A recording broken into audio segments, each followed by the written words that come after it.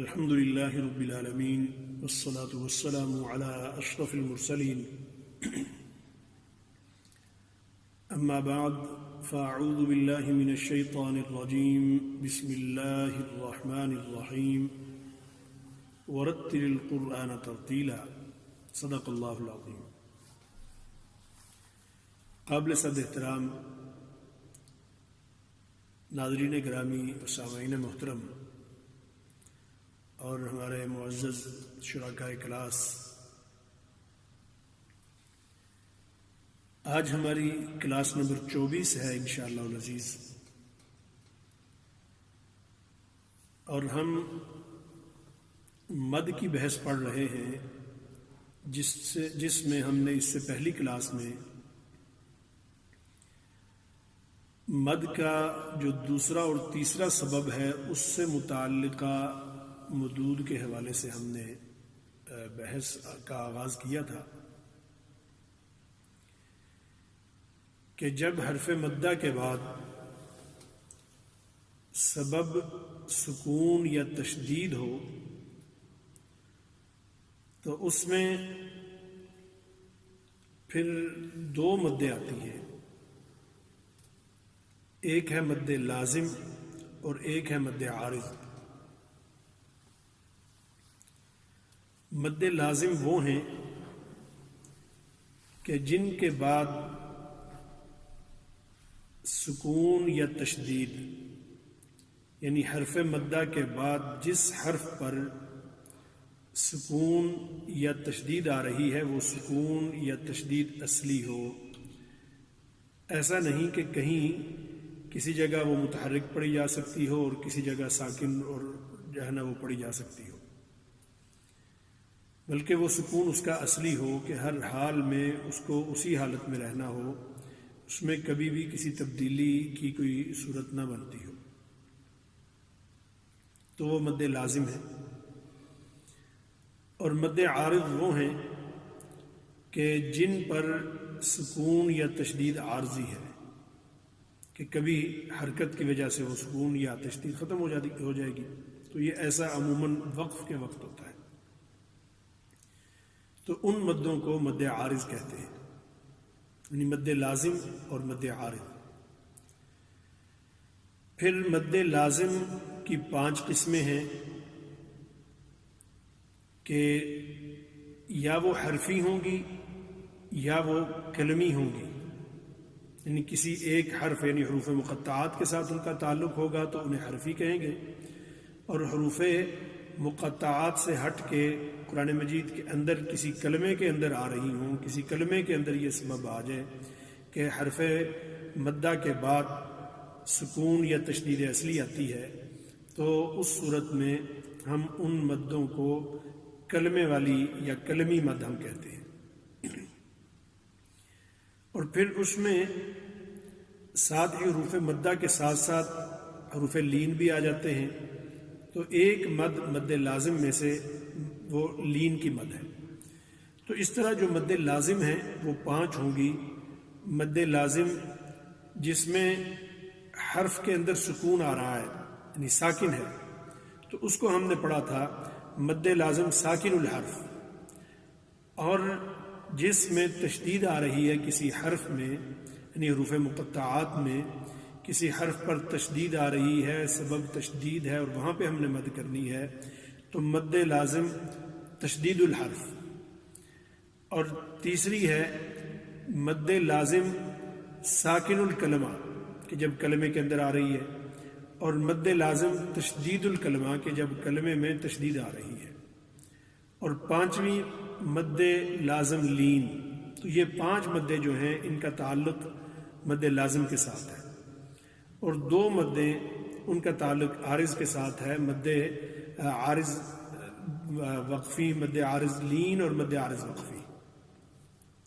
تو اس طرح ہم نے کل تک جو ہے وہ یہ جو 4 مد لازم کی پڑھی تھی، مد لازم ساکن الحرف، مد لازم تشدید الحرف، مد لازم ساکن الکلمہ اور مد لازم تشدید الکلمہ۔ تو آج ہم نے اس میں سے مد لازم لین ہم نے پڑھ لی ہے۔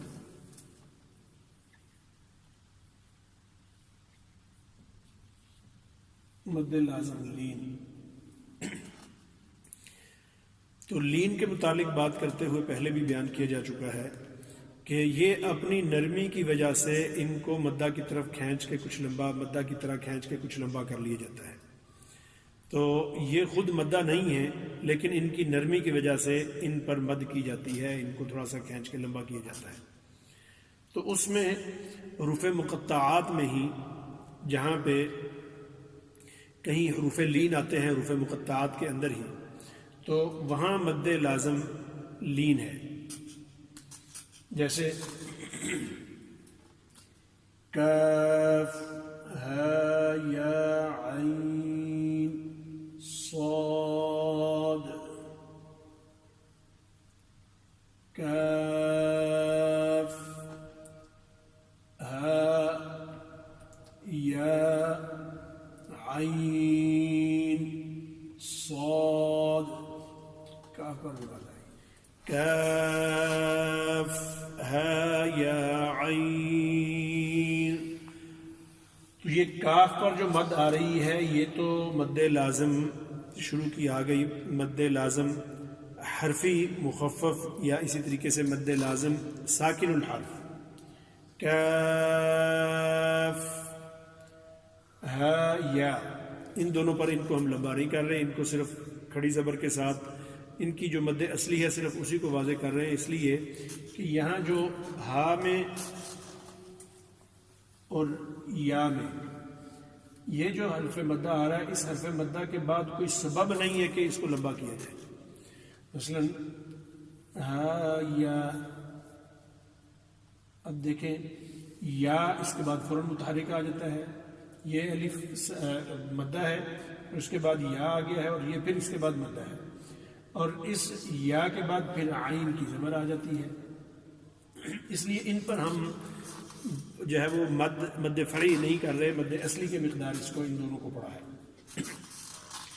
اور جب بھی یہ والے حروف مقطعات میں آئیں گے تو خیال رکھنا ہے ان کو لمبا نہیں کرنا زیادہ، ان کو صرف مد اصلی کے برابر ہی لمبا. جیسے طا، تو طا کو بھی ہم نے مد اصلی کے برابر کیا ہے، اور ہا کو بھی ہم نے مد اصلی کے برابر کیا، اس لیے کہ طا کے بعد اگرچہ حرف مدہ موجود ہے، مد اصلی اس پر ہم نے کر لی ہے، لیکن اس کے بعد کوئی سبب نہ ہی تو حمزہ ہے، نہ ہی اگلا حرف جو ہا ہے وہ ساکن ہے، یعنی ہا کے شروع میں زبر آ رہی ہے یہ، تو اس لیے نہ ہی تشدید ہے، یعنی کوئی سبب نہیں ہے طا کے بعد، اور اسی طرح ہا کے بعد بھی کوئی سبب نہیں ہے، اس لیے ان کو ہم لمبا نہیں کر رہے، ان پر مد اصلی آئے گی.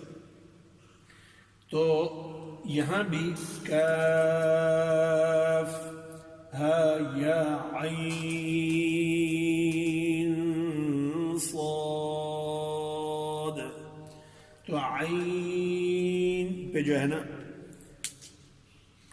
یہاں پہ وقف جو مد آ رہی ہے عین پہ، اس مد کا نام ہے مد لازم لین. مد لازم لین کہ یہ لین پر ہو رہی ہے مد، اور اس کو لیکن ہے لازمی. عین، تو عین نون اس کا ساکن ہے، عین یا ساکن ہے، یا ساکن سے پہلے زبر ہے، اور ہم نے حرف لین کی پہچان ہم نے پڑھی ہوئی ہے کہ یا ساکن اور واو ساکن سے پہلے زبر ہو. تو عین یہ اس کا نام ہے مد لازم لین. یہ سکون اس کا لازم ہے، ایسا نہیں ہو سکتا کہ عین الصاد کہیں پڑھا جائے، نہیں، عین صاد، صاد پر پھر جو مد آ رہی ہے مد لازم ساکن الحرف ہے. تو ان سب حروف کے یہ جو آ گئی ہیں یہ اس کاف پر مد لازم ساکن الحرف، اسی طریقے سے صاد پر مد لازم ساکن الحرف، عین پر مد لازم لین ہو گئی. اسی طریقے سے حروف مقطعات میں ہی دوسری جگہ سورہ شورا کے بالکل شروع میں یہ مد لازم لین آتی ہے. حامیم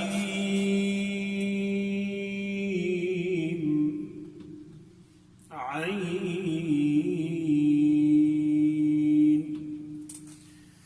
سین، تو اس کو لکھنے میں اس طرح لکھا جائے گا حامیم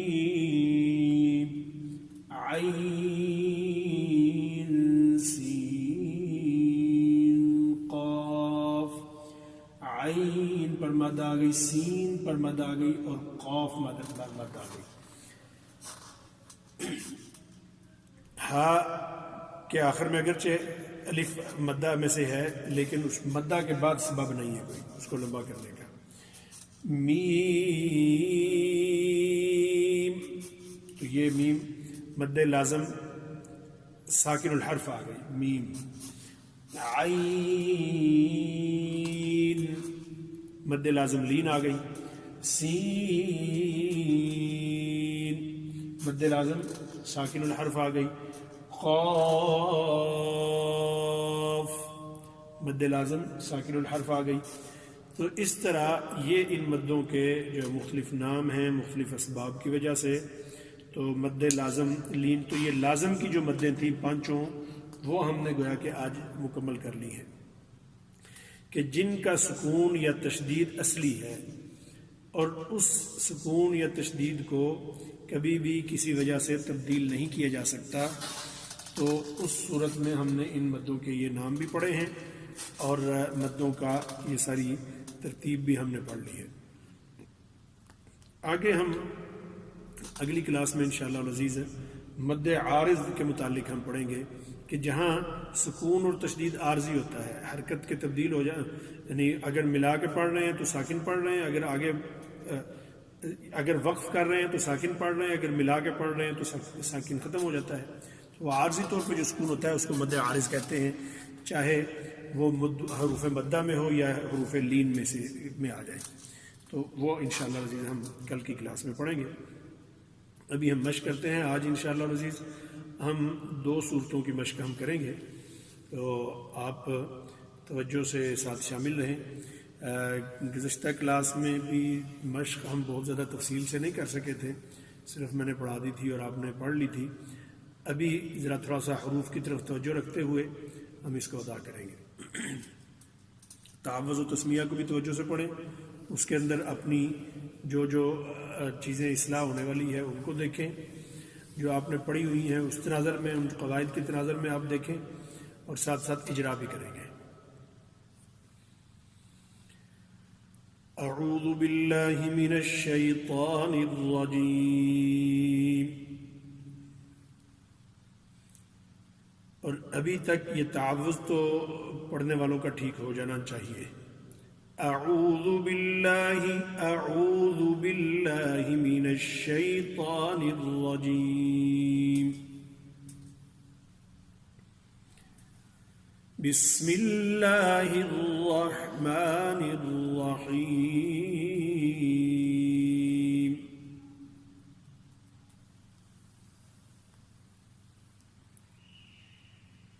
ألم تر كيف فعل ربك بأصحاب الفيل.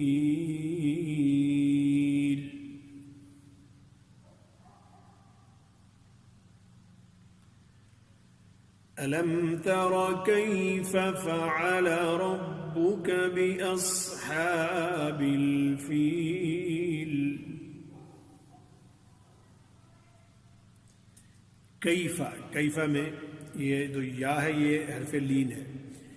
کیف فعل، ألم تر كيف فعل ربك بأصحاب الفيل. أصحاب الفيل.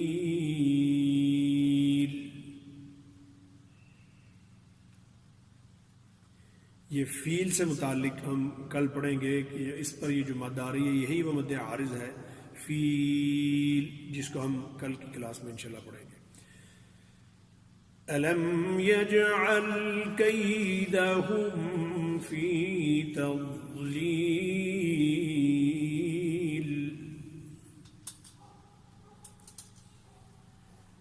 ألم يجعل جیم پر قلقلہ. ألم يجعل كيدهم في تضليل. وعد کو خوب تفخیم کے ساتھ پڑھیں گے. ألم يجعل كيدهم في تضليل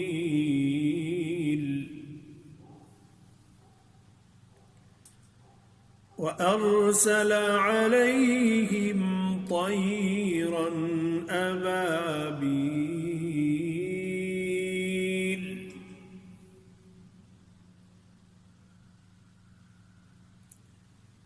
وأرسل عليهم طيرا أبابيل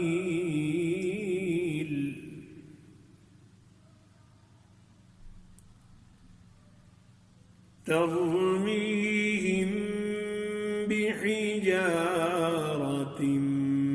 من سجيل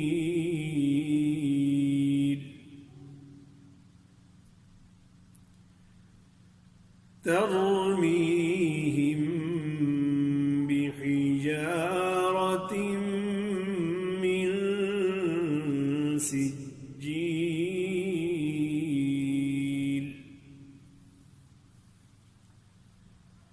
فجعلهم كعصف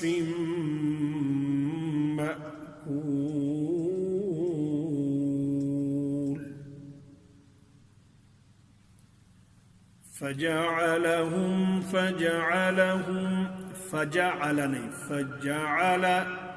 فجعلهم كعصف مأكول.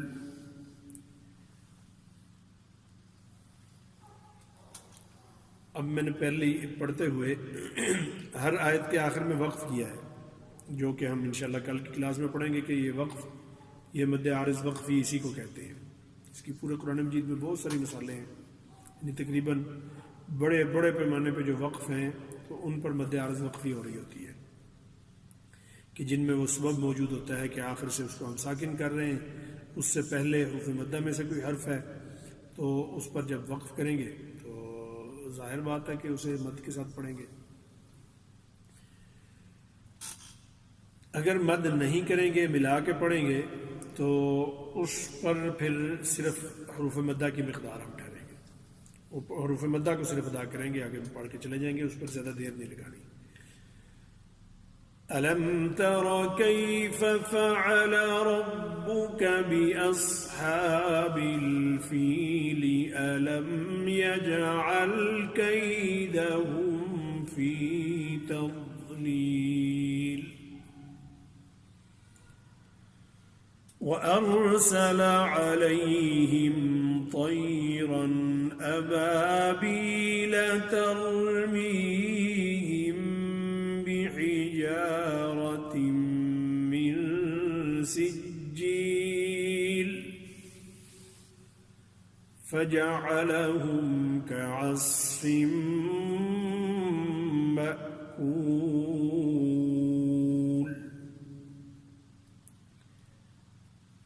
اگلی صورت بھی آپ میرے ساتھ پڑھیں گے. بسم اللہ الرحمن الرحیم.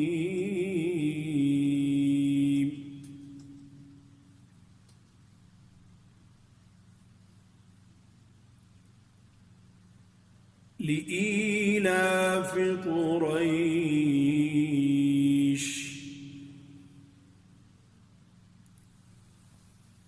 لإيلاف قريش.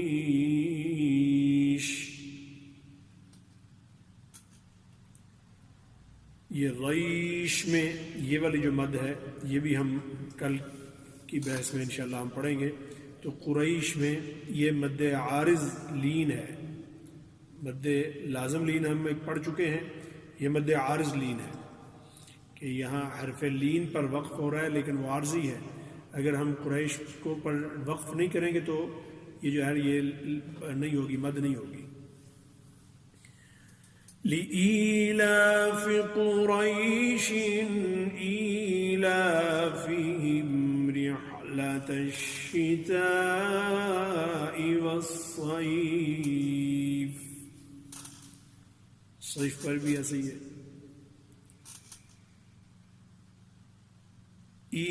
إيلافهم رحلة الشتاء والصيف.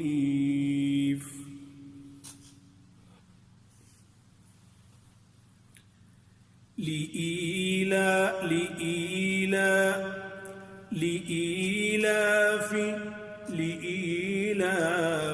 قریش. لإیلافی ایک کلمہ ہے، قریش علیحدہ کلمہ ہے. اس کو اس طریقے سے نہیں ملانا کہ لإیلافی ایسے لگے جیسے فی قریش علیحدہ کوئی چیز ہے. لإیلاف قریش إيلافهم رحلة الشتاء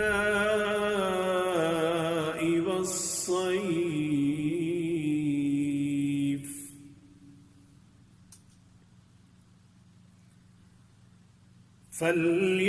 فليعبدوا رب هذا البيت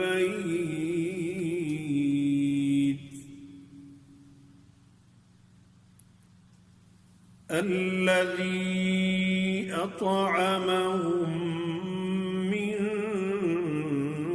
جوع وآمنهم من خوف.